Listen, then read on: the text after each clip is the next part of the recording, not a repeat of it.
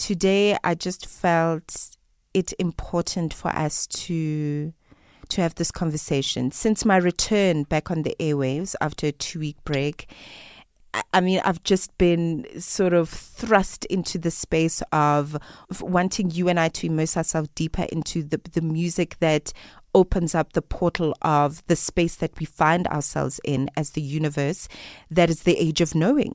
We are in the age of Aquarius. We are where we are all moving in a certain direction, and I really want you to move into this journey with us.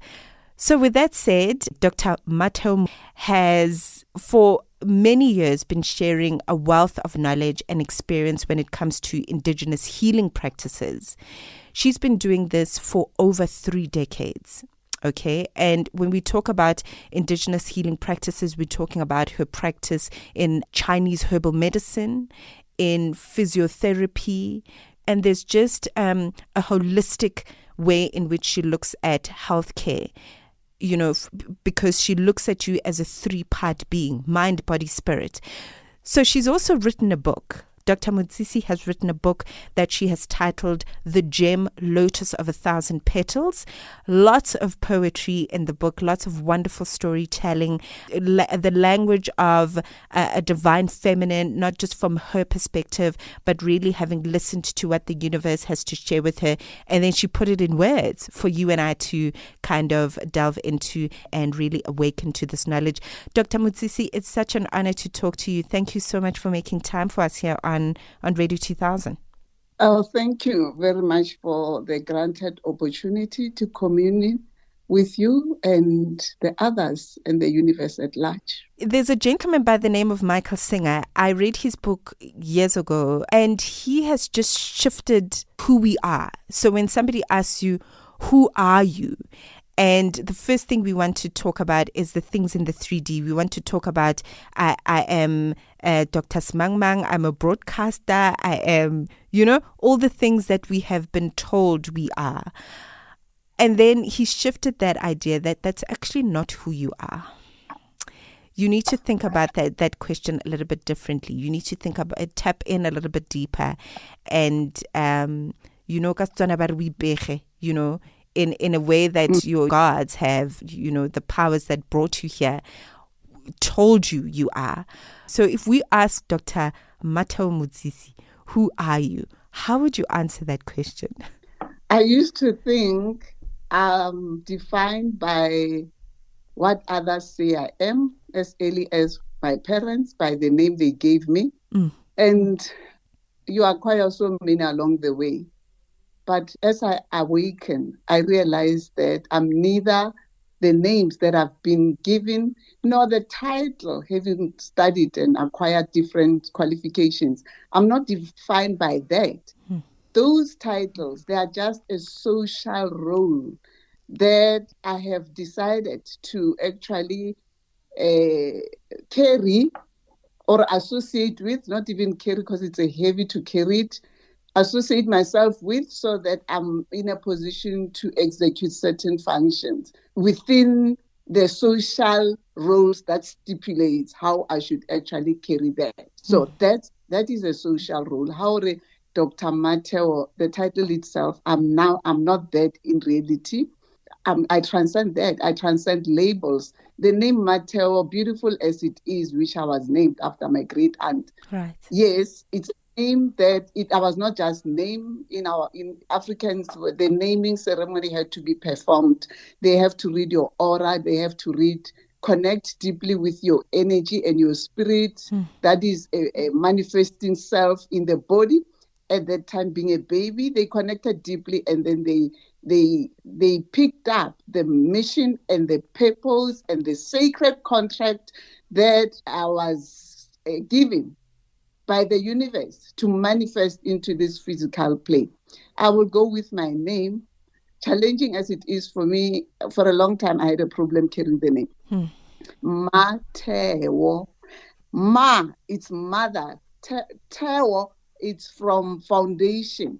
So it's a heavy name because basically it says you are the mother of foundation. Nothing can be built without you being the foundation. You are the creator The power lies in you to create, to preserve, and to transform that which no longer serves into its higher vibration. So it's a big responsibility. So for a long time, I didn't want to carry the name. I was using my other Christian name, which I will disclose now, Maria and Anna. It sounded way better than Mmatheo. Right. For a long time, if you were saying Mmatheo, I will cry and I'll say to my parents, especially my father, I will say, no, Haki Mmatheo. And Papa will say, why? And I say, Papa, I can't. Actually, calling me by that name, I will always shiver and shake because I think because it was connected at a deeper level with my spirit, my soul. It was registering deep. And my Christian one, Maria, it was lightweight. And it was very lightweight. I mean, it's a Christian name, an add-on on the name. So it didn't bother me. Yeah. It was just a name. The one that I was given, where a ceremony had to be done, and the elders had to actually connect with the spirit that had chosen to manifest through this baby whom they named Mmatheo. They connected and they could read. So that's the Tswana, Rona Batswana, Alina Ineserumo, meaning you are being sent to fulfill a specific sacred mandate in the universe. So the name itself already says, it's not by default that I'm here. I'm here for a divine purpose, and I should work towards fulfilling that. By grace, I'm trusting, I'm working towards fulfilling that, heavy as it is. I want to move thought into the gem, Lotus of 1,000 Petals. As I understand it, and through your teachings, there is a deep meaning behind the lotus. And I think before we get into the first chapter of the book, I want to talk about the significance of the title of the book and the significance of the lotus, as it were. Yeah, you evoke, you touch me deeply. The lotus itself, I was sitting by the pond, the Koi pond, and looking at the lotus early in the morning, but I will tell you why I chose the lotus. And the theme of the book being the lotus. It's a metaphor that I'm using. What the message I got from the lotus, looking at it, it was that, like the lotus, all of us see yourself as a lotus. We emerge from the depths of the mud, shaped by the trials, and yet unwavering in our ascent towards the light. The lotus is about a journey of the soul, which is a sacred journey, a journey of transformation, if we allow ourselves, a journey of remembrance, our authentic self, and rising beyond the given labels and names, a journey of unfolding to our highest truth, because we are of love, we are of light, and we are of truth, nothing less. The light is not at the end of the tunnel when you walk in this journey. You are that beacon of light who needs to be activated. By self, you are of love, because our true divine nature is love. Love is not a merchandise. Love is not something that you can sell and withhold. It's love. It's love that holds everything together. The true nature of the Great Spirit is love. And the Great Spirit, the Creator, is the macrocosm. We are the micro, which means we originate from source. And if we are that seed that originate from source, and source is love, we are love. We are love. So when we go through fear, which is false evidence appearing real, we're working against ourselves. We are self-sabotaging because we bind into something that has been created. It's not real. It's a veil. It's a manipulation. When you know yourself as love, we are of love, of light, of truth. It's in us. And those are the highest vibration. 100%. Fear vibrates very low. Fear vibrates very low. And nobody should be allowing themselves to be ruled by fear. Let me tell you how fear operates. If you observe everything everywhere, the fear mechanism works like this: divide, conquer, and rule. While they are confused with fear, rule them, manipulate them, make them fight amongst themselves and separate them, and make them run around like a chicken without a head. That's fear. When we talk about your writing and the gem Lotus of 1,000 Petals, which is a wonderful title of the book, I think in its entirety, it is a call to awaken. The first chapter speaks of exactly that, the call to awaken, awakening to our truth that lies within us, which are themes that you've touched on as you and I speak. You know, the journey of uniting to our true selves, the journeys of liberation and our interconnectedness as well, which is so important as we build kingdoms, you know, going forward. But let's talk about just the overarching theme of the book from your perspective, Dr. Mmatheo, as you've written it, and what your hope for the reader is, I guess, you know, because I think it's one of those books you've really got to take your time with it, look at these words as something so much bigger than just the words on the page. But yeah, the overarching theme of the book for you. Let me not say the listener, because I never see myself outside the other. I see every being as a reflection of self. Right. So as I read the book, as they read the book, they not only separate from the author. I read the book myself, it challenges me. Sometimes I even cry because I reflect on what was channeled through me. The book it's an invitation to embark on a sacred journey of self-liberation. Mm-hmm. We tend to believe that there's a Messiah, there's somebody out there who owes you to liberate you. You are entitled to be liberated by the other. That's not the truth. Liberation comes from within when you awaken and you remember your authentic self. When you remember that we are a god or a goddess in the making. When you remember that. Yes. It's about spiritual awakening. Mm-hmm. The book itself, it evokes themes of spiritual awakening. So it's not written in a way of giving you solutions. It provokes you to start thinking and exploring your inner self and do inner reflection. It's not an answer.